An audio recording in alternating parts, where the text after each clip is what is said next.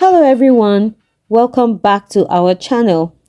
Today we have a pressing topic to discuss.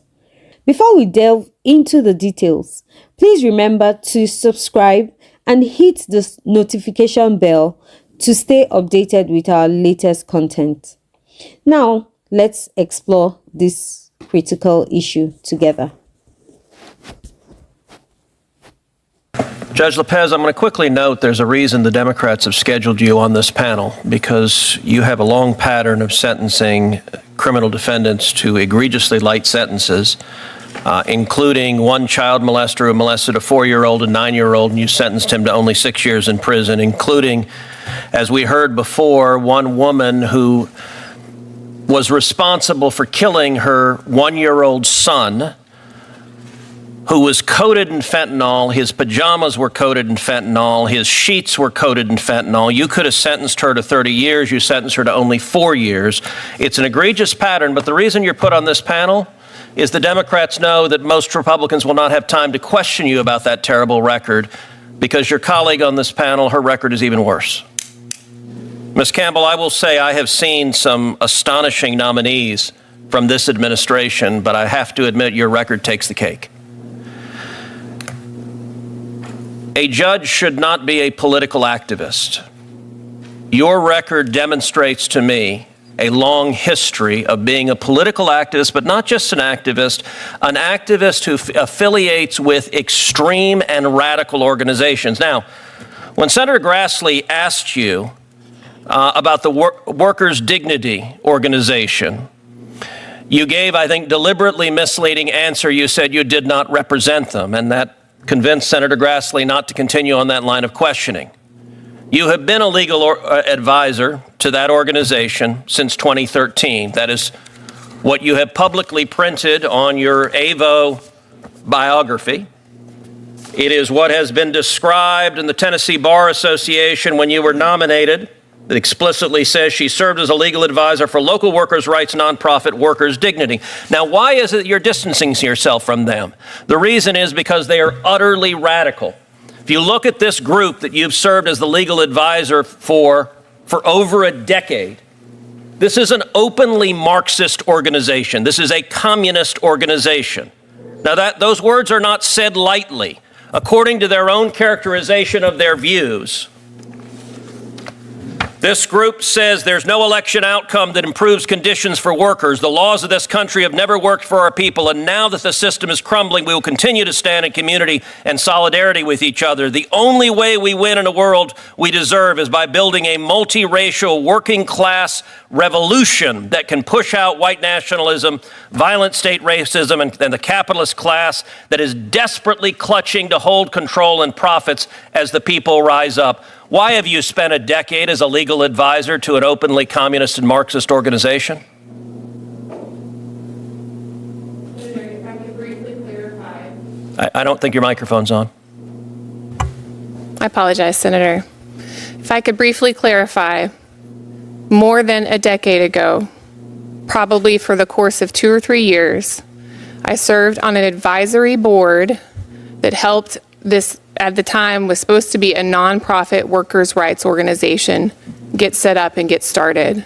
Did you know they were a communist organization? Senator, at that time, they did not express these kinds of views. It was an organization. So this is new. This wasn't the case then? Yes, and I have not been affiliated with them in more than a decade. You're aware that your current profile that you have up, your legal bio, says you are right now an advisor to them? I apologize for any confusion about that. So your testimony under oath, and that's all right, the facts will come out, but your testimony, I want to make it explicit. Your testimony under oath is that you have done absolutely nothing and had zero contact with them for how long? I have not served on their advisory board for... You've done absolutely nothing and had zero contact with them for how long? Please answer the question. Many, many years. How many? I don't know, sitting here today. It's been many years. Okay, if you look at other statements from this organization, because they are radicals. They are radicals. If you look also, this is the same group in 2020. They called for abolishing ICE, abolishing prisons and detention centers, and abolishing the police. Why did you volunteer for a communist organization that calls for abolishing ICE and abolishing the police? Senator, I have never seen these comments before. You didn't know who you were volunteering for? I was not a volunteer for them at that. You were a legal advisor. Were you paid? No, I was. Then you were a volunteer. If you volunteered to be a legal advisor, you were a volunteer. Why did you volunteer? Do you support abolishing ICE? Senator, at this time, Do you support abolishing ICE? I do not, Senator. Well, it's amazing because a minute ago you also told Senator Graham that the Tennessee Immigrant and Refugee Rights Coalition that has a manifesto calling for abolishing ICE, you said you had nothing to do with it, which is fairly astonishing because on page 3 of their manifesto, they thank you by name for what they say. We would like to thank the following individuals and organizations for their thoughtful feedback and input. This platform would not have been possible without their expertise. Are they lying? Senator, I'm not familiar with that manifesto. Are they lying?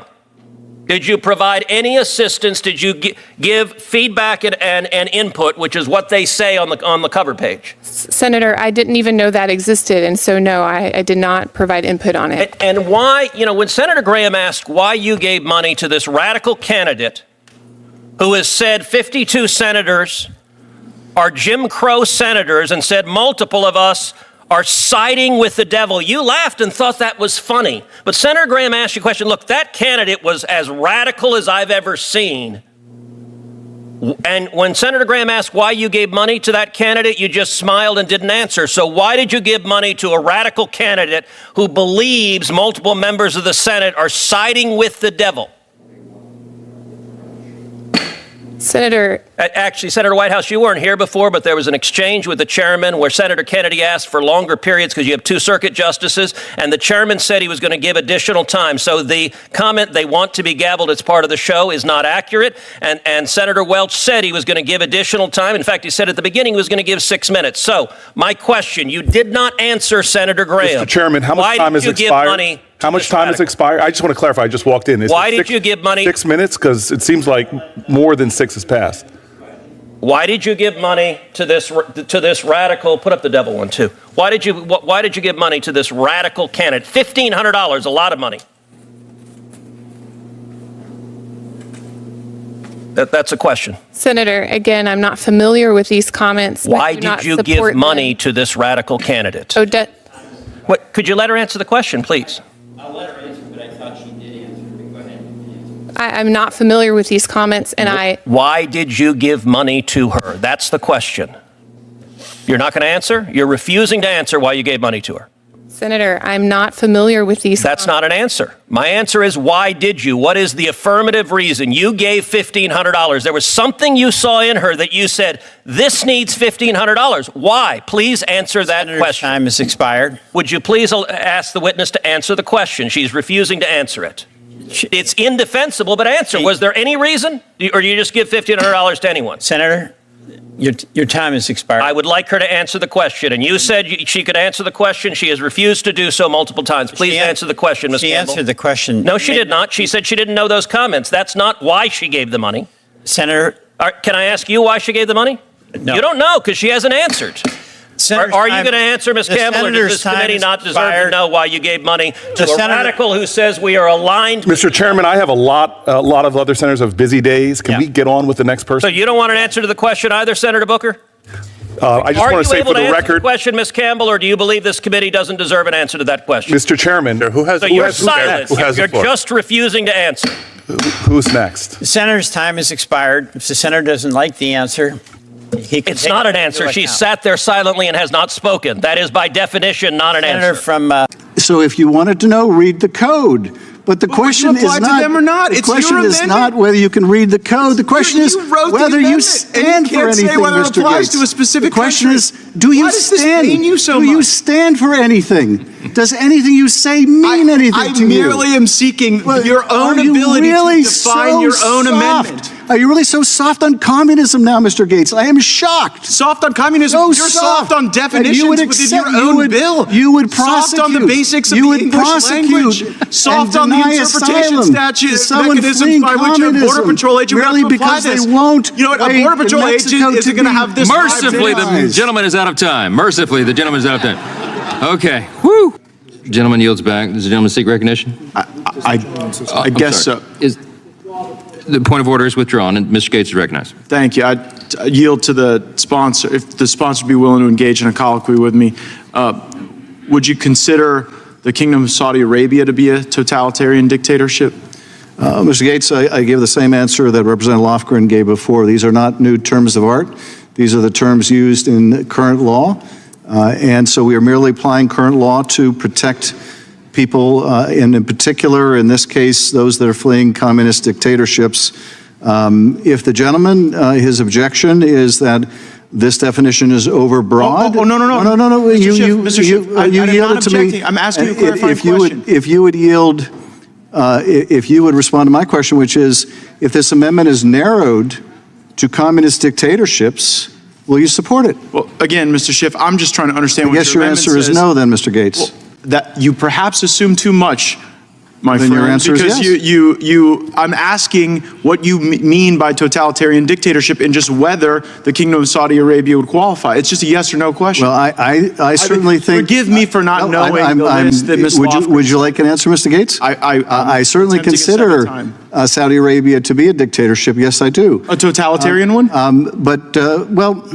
Mr. Gates, my question is, if your problem with this amendment is you think it's Mr. overbroad. Schiff, I'm not stating a problem with the amendment. I am merely asking you what it means. My question then, Mr. Gates, is what is the difference between a dictatorship and a totalitarian dictatorship? My question. Since Saudi Arabia is a dictatorship. There is a difference between totalitarianism and dictatorship. Well, sure, I'm asking you to explain the differences of the Kingdom of Saudi Arabia. That's really the question, Mr. Gates. Why can't you just answer whether or not your amendment would apply to them? Mr. Gates, this is just a rhetorical exercise. It's a serious effort to understand whether or not your amendment applies to the kingdom.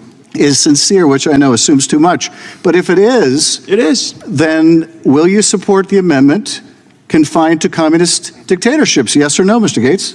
I'm probably not going to support the amendment either way. That doesn't there you go. I don't want to know what it means. Then what about all the rhetoric you constantly espouse about standing up to communism? Here you're saying someone fleeing communism, if they're interdicted between ports, then they will not qualify. Right, doesn't matter what kind of regime. There is a mechanism by which one seeks asylum for those very reasons, and it's not showing up and creating an entire loophole in the asylum system. So this whole thing about Saudi Arabia is just a red herring, right? I'm just curious to know whether or not you consider them qualifying under the bill. Your curiosity, but I would burned appreciate 2.5 minutes. Consistency. Mr. Schiff, people on the border don't get to have a debate like this, like you and I do. It's not your time, Mr. Schiff. I'm reclaiming my time. Mr. Gates has the time. Mr. Gates has the time. Say you do. Mr. Gates has the time. Look, on the border, someone doesn't get to have this joyful little colloquy with you. A Border Patrol agent has to look at someone and assess whether or not they're going to let them in or not. And I'm just, for clarity, even though I'm not going to support your amendment, I'm going to support the bill. In the unlikely event that your amendment were to be adopted, I simply want to know if someone encounters someone from the Kingdom of Saudi Arabia, whether or not the exception that your amendment affords would allow that or not. Well, as I said, I'm using the existing definition, Mr. Gates. My question to you is, will you live up to your anti-communist rhetoric? Will you live up to your anti-communist rhetoric, or is it just a lot of talk from you, Mr. Gates? I don't think you have to blow a hole through the asylum system to oppose communism. I guess it's just a lot of talk with you. Nothing more than a lot of empty talk. I just want to know if the Kingdom of Saudi Arabia is included or excluded. How is this so difficult for you? Well, do you have any compassion for the people who would have to make this assessment on the border? I just want to know. Would you care for me to read the code section to you? Gladly.